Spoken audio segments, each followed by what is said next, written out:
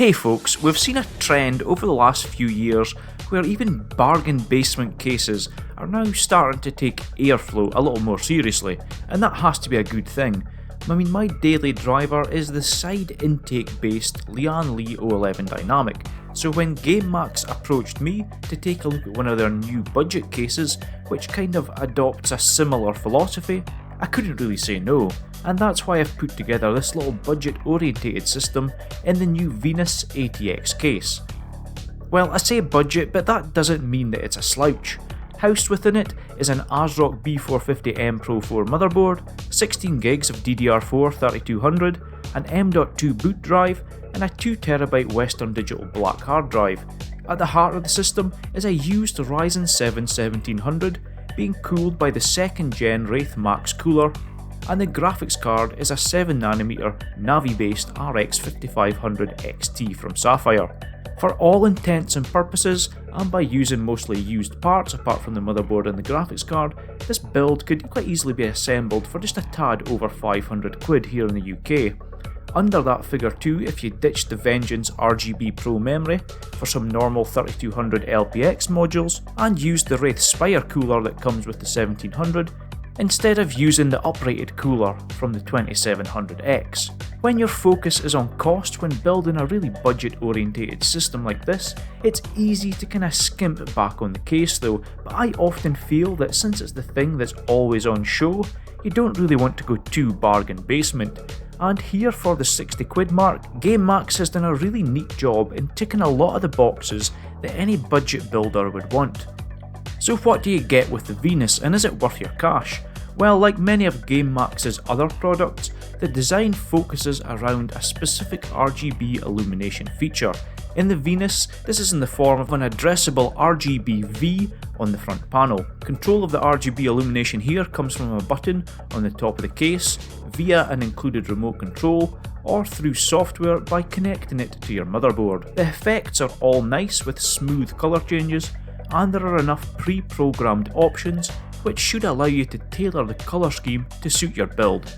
We'll get a 4mm full length solid tempered glass panel on the side, and the PSU shroud is pretty much full length with a small logo in the middle, and a cutout so you can admire your PSU if that's your thing. Probably a design choice driven by the number of RGB PSUs that seem to be cropping up lately. As expected, we get support for a full ATX sized PSU, with space on the shroud to pass cables through, and numerous cutouts located in sensible places, so getting a clean run from the PSU to your GPU should be a fairly straightforward affair.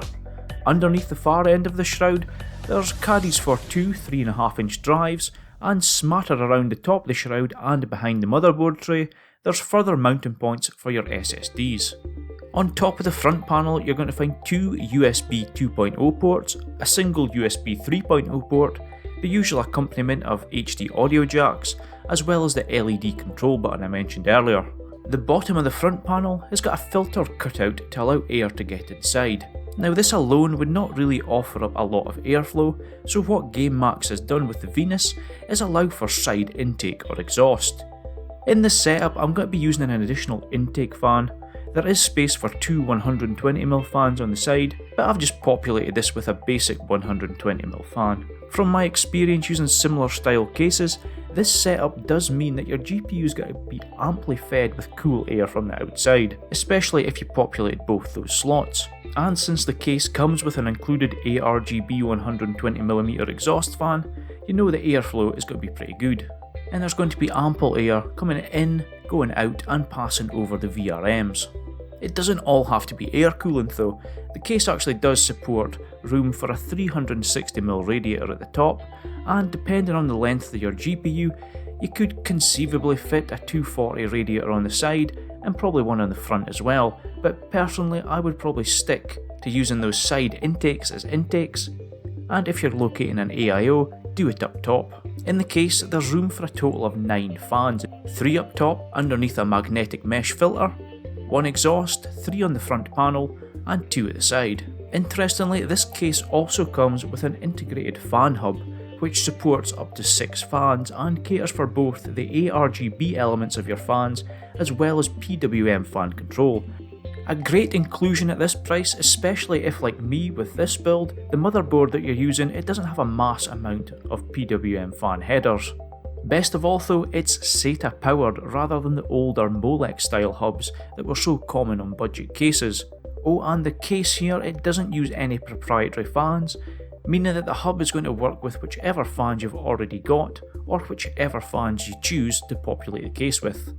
Now last year I had a look at the cheaper solar case from GameMax, and overall it was a good budget offering. With the Venus though, it's clear that some of the gripes I had with that case, they've been addressed, and it's always nice to see a company pushing forward in terms of quality and features while not going overboard on the price. The exterior of the Venus is designed with looks in mind, and that's kind of mirrored nicely inside the case too, as we've got a few good choices when it comes to cable management, rubber grommets so you don't end up cutting your fingers when trying to pass cables through, ample pass-through points and tie-off points round the back. So overall, the layout of the case is really good. You're not going to be unsure where you're supposed to be routing cables, put it that way. So on the whole, what the Venus offers up in spades is value most importantly. Then we've got really good looks, some decent materials, good flexibility, and overall I really like the design of the case. The dual RGB illumination strips on the front panel and the inclusion of a decent fan and a fan hub is pretty great for a case at this price. And being able to control everything by either the button, the remote control, or by your motherboard, it's just a good amount of flexibility to allow you to use the case how you want to. To get a feel for a case though, you've really got to build in it, and well, overall the building experience, it was really good. It's a simple case to build in, and I didn't really come across anything that was a showstopper. Performance of the case was pretty good too, using the Wraith Max box cooler on the Ryzen 7 1700 overclocked to just under 4GHz, the CPU, well, it remained fairly cool. Despite only being air cooled, it was the same with the GPU.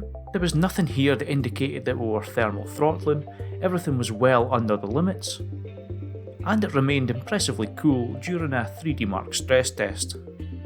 So yes, this is a lower priced case, and yes, for the best thermal performance you're probably going to want to add an additional 2 fans on the side.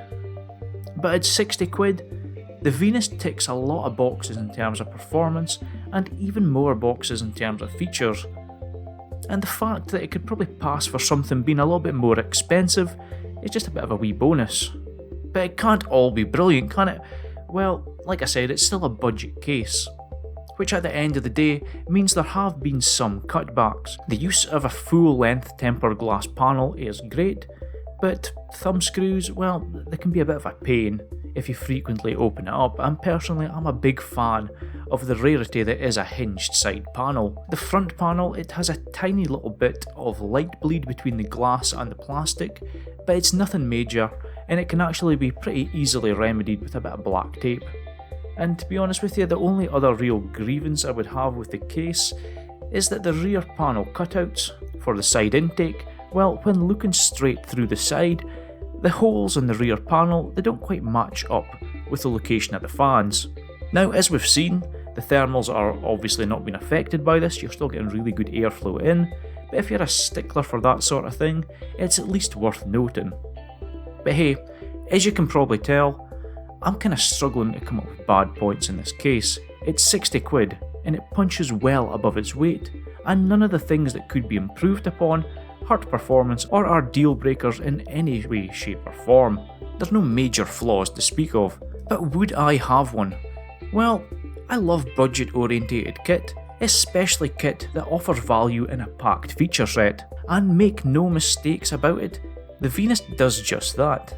And it succeeds in doing so many things right and offering so many features for its price, while still looking tidy in the process.